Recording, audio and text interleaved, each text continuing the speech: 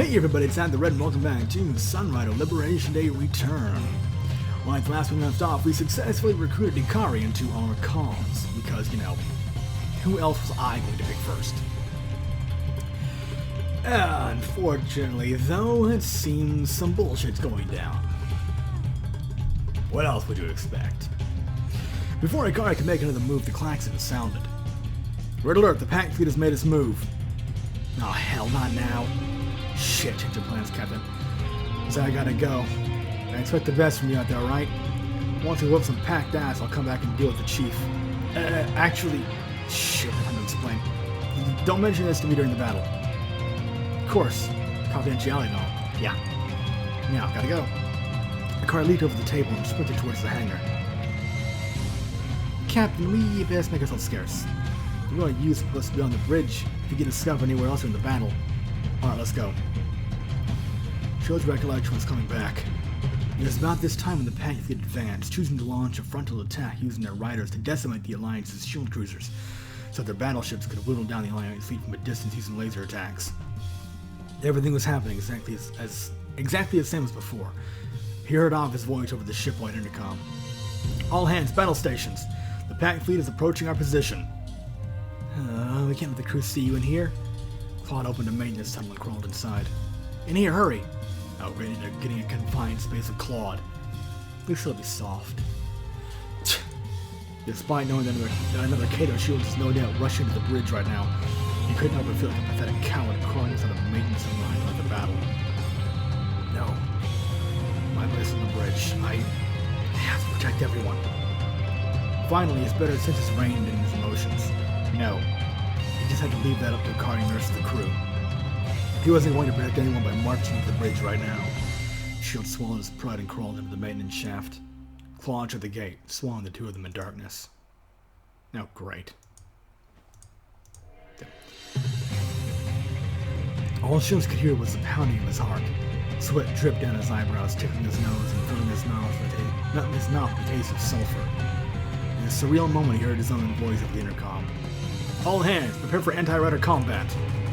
Shortly afterwards, the dull drumbeat of the Sunrider's flat guns echoed through the tunnel. The hull creaked as shrapnel from intercepted missiles harmlessly bounced off the ship's armor. Every passing moment felt like torture. Shields had grown so accustomed to being commanded, the idea of being helpless, trapped inside a hole, churned his stomach. He closed his eyes and prayed that Ikari would be safe. He would always be able to see the Phoenix on that battle map. When things got too dicey, he'd go to order her to turn around. What would the Kato shields on the floor of the bridge right now do? Did he even care for her as he did? Suddenly, Ava's shrill voice on the intercom broke his thoughts. All hands, brace for impact! Shields did his best to grip the walls of the tunnel, but was still thrown completely to flatten his face against a massive shockwave. The tunnel bent and fused his birds, covering him with sparks. He knew the sensation. A hit that size could only mean that a packed battleship's quantum torpedo had gotten past their flak and had scored a direct hit. God damn it. What the hell was that buffoon on the bridge doing? He wiped the blood from his lips and pulled himself up.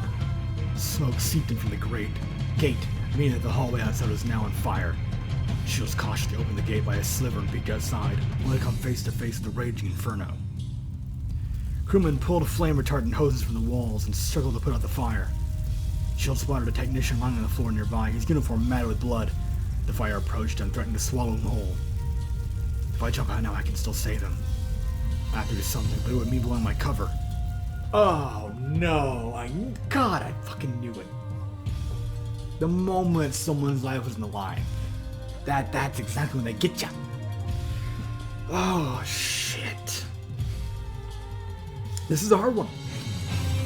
Actually save someone's life, preserve their existence, which is precious inherently, or honestly, the risk of blowing my cover means risking that the Liberation Day massacre goes unimpeded, and lots more people will die, including the people who would die afterwards as a result of the ensuing war. As much as it hurts to do this, just from a moral standpoint, the ends justify the means. You know, the good of the many outweigh the needs of the few. Yeah. I stole my mission to prevent this massacre. I can't afford to blow my cover here. Shield shut the gate. The hallway's on fire. But we'll be going back out this way. But follow me. Claude led him further to the tunnel to the gate. The duo jumped off from the service tunnel into Auxiliary Control Center C. This is where the redundant controls for most of the Sunrider's defensive countermeasures were located. A grim set of weighted shields. Dead bodies of crewmen were scattered across the room while consoles and machinery hissed steam. The comms still echoed the room. This is Bridge, requesting held darts at coordinates 921927 stat. I repeat, this is Bridge, requesting held darts at coordinates 921927. Auxiliary control, do you copy? Even if only could get on his hide, he could still do this. Shields ran over to the console and pounded the coordinates. One on held darts coming up. He pounded the fire button. From here he had no idea whether his actions even did anything. Did the held darts hit? Were they all under enemy flak? Was his console even functional? His fist clenched. Without the battle map, he knew nothing. All this time, he never realized how helpless most of the crew must feel during battle. Just performing their roles completely blind to the overall tactical situation. That's a oh, wow. Damn. That's perspective, man. Shit. That is something to think about, actually. Captain, we got a new problem.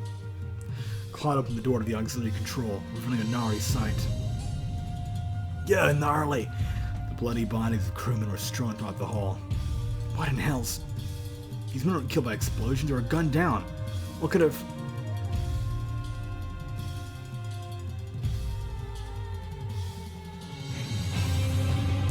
Shields received the answer to his question when a mechanized hunter drone rolled into view. Shit. What's happening on the ship? He slammed the door shut behind him and threw himself and Claude on the floor. Less than a moment later, the wall was punctured by a line of machine gun fire. Hunter drones? At the ship?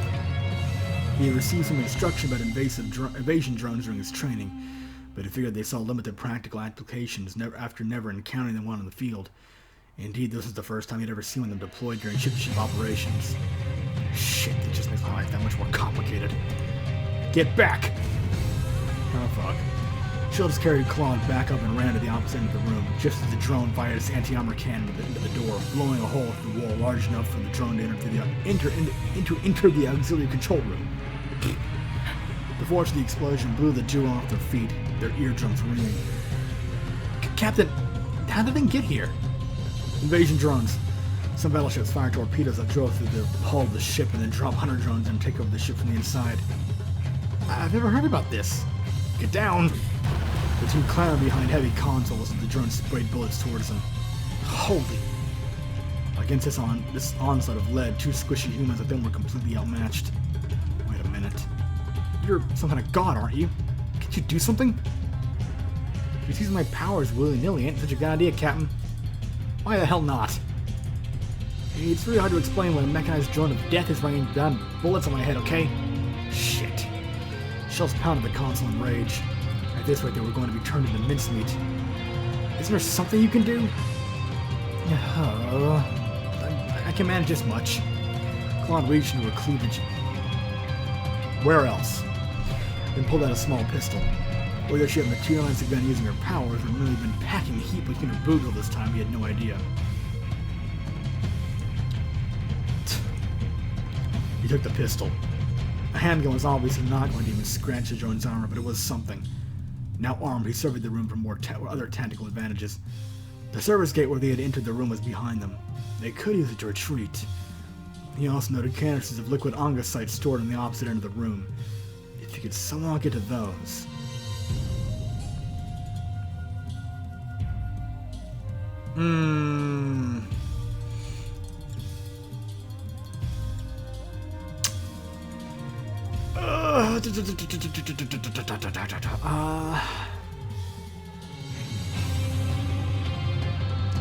This risks getting caught, this risks dying. Let's go for it. plan formulated in his mind. Stay here. He waited until the minigun of the drone began to glow bright red, and then rolled out from behind the console to the generator. As he predicted, the drone momentarily paused as his gun barrels cooled off, allowing him to hide safely behind the generator when it began to spew out iron again. Come here, you piece of junk. He pumped out from behind cover and taunted the drone closer into the room by sparkling it with small arms fire. And as planned, the drone's unwieldy legs got caught between the crisscrossing consoles and the generators as it closed in on him. Shields used the opportunity to run across the room onto an elevated catwalk out of the firing arc of the minigun. Claude, throw the Argosite canister onto the drone. Okay. Claude scrambled from cover and the drone was jammed between heavy equipment and reached the storage rack. This is the second storage rack to be featured in this episode. Just as she grabbed the first canister, the drone retracted its wheels into its legs and then simply stepped over the obstacles in the room by walking around like a spider. Great. Shit. Shields ducked down as the drone spun around. Sparks sprayed all around him as the drone shouted him the rounds. So much for that idea. He crawled away onto the catwalk, using his elevated position to keep himself protected against the drone's assault. Suddenly, a red canister hit the drone squarely on his control tower, making it spin its gun barrels away from him and towards its new assailant. Take that! Oh! Claude realized she was standing in front of enough Argosite to light a bonfire the size of the tree just as the drone prepared to gun her down. Fuck! Shields drew his pistol. He would only get one shot at this. His lips cracked into a smile when the shot penetrated the canister of Argosite, now sitting directly under the drone, imploding its softly armored underbelly with a bright explosion. The drone partially collapsed and suddenly suffered catastrophic system damage. Claude, one more? Okay. She tossed another canister towards the drone. Shield shot it into midair, forming an enormous aqua blue explosion directly next to its head. The drone finally lost power, going limp while strewed across multiple consoles and generators like an enormous beached octopus. Shields exhaled loudly as he dropped his pistol to the catwalk. He couldn't believe the two of them had downed a hunter drone using just a pistol and some Argosite. They ran to each other and laughed as they embraced each other in relief. We did it, Captain! Yeah, we took that sucker down. All of a sudden, he realized what he was doing. I don't want to be touching you. Even if it was physically pleasing as He awkwardly took his arms off Claude. Come on, let's get out of here before the repair crews show up. T-minus 53 hours before the Liberation Day massacre. Okay. Ellipses. Yeah, fuck you. God! Shields have enough of this nightmare situation. He stood and emerged from the cargo crate, taking in a huge breath of fresh air. He had just spent the past 6 hours cooped up inside a small cargo crate with Claude. Like I said, at least you have something soft there to, The ship had shook and jostled as engaged in invasive maneuvers and took hits, until he felt as if he was going to suffocate against Claude's voluminous body. Not a bad thing. For it seemed like an eternity, he suffered indignity after indignity while Claude seemed to thoroughly enjoy every moment of his suffering. Duh. Feeling thoroughly violated, he stepped out into the outside world, feeling like a man re-emerging into society after a long prison sentence. More like a really long conjugal sentence, but without the ulterior implications. The ship had now returned into condition yellow. For now, it appeared the battle had concluded. After checking the situation was clear, he pulled Claude from the crate. Come on, the coast is clear. Let's sneak back to the hangar to meet up with Akari. The two of them wandered into the hangar, looking under the shadows of the Rider bays again. Yeah, they found Akari waiting for them beside the Phoenix's maintenance bay. I'm back, and let's say luck's on our side. You saw what happened, right? Chigara's just been admitted to the sick bay. It'll be a piece of cake to take her in while she's sleeping for the night. Shields remembered what Akari was talking about. During the battle, the Liberty's shoulder maneuvering valve had fractured, sending into an uncontrollable spin. While Chigara was injured, his past self had sent her to the sickbay to be on the safe side. The only problem is that Akari thinks I just saw this happening from the bridge, thanks to my prior explanation getting cut off by the battle. Alright, but I couldn't finish explaining the mission to you because of the interruption. The real situation's actually more complicated. I'm actually not the only Kato Shields in this universe. My old self is still acting as captain of the ship right now, and he's convinced himself that Chigara is his most trusted partner. There you go. Honestly, if I were the captain right now, I would have already detained Chigara myself. But the reality is that I can't afford to blow my cover, or else the other Kato Shields will most likely throw me into the brig. Ah, by the way, there's another Claude Trilio in this universe too, tending to Chigara in the sickbay right now.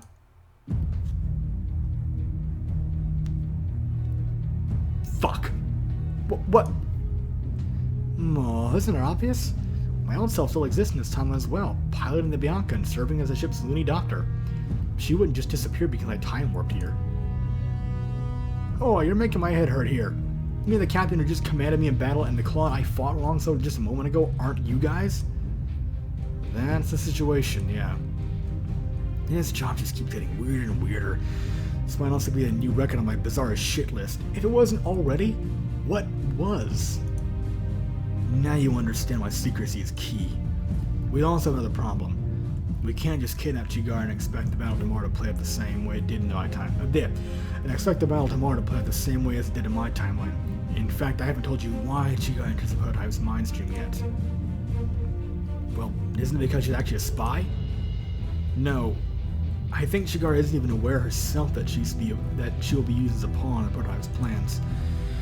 The Pact forces under Fontana's command scheduled to reinforce the combined fleet tomorrow actually have been sabotaged for the prototypes. There's a Trojan virus embedded deep in their ship's systems which will allow the prototypes to hijack control of the ships using their hyper brainwaves. Chigara will enter the prototype's mind stream attempting to disrupt their control over Fontana's ships. However, during that time, the leader of the prototypes will embed herself into Chigara's mind, allowing herself to assume control of Chigara during the award ceremony even after she's defeated. I honestly don't know the details of how the prototype's mind stream works. But from what I've heard from Lynn, their bodies can be controlled by the leaders at any time.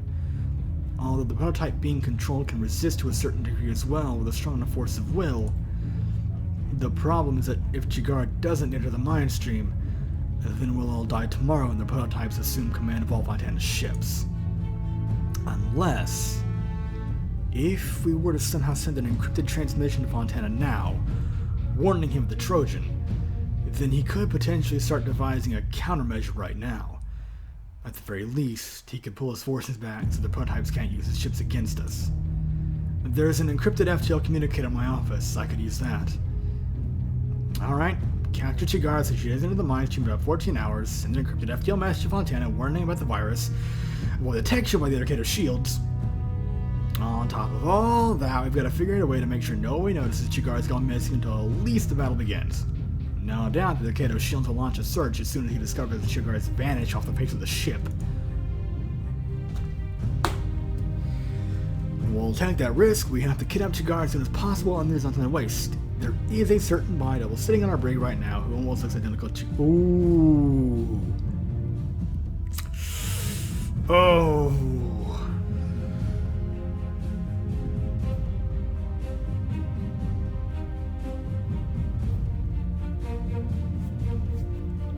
You know what? I'm going to call this episode right here. And I'll make my decision next time after a little bit of thought. This is going to require some consideration. Oh, because that's really tempting. Just to see what happens. That's very tempting. So yeah, thank you very much for watching. I hope you enjoyed, and I'll see you next time.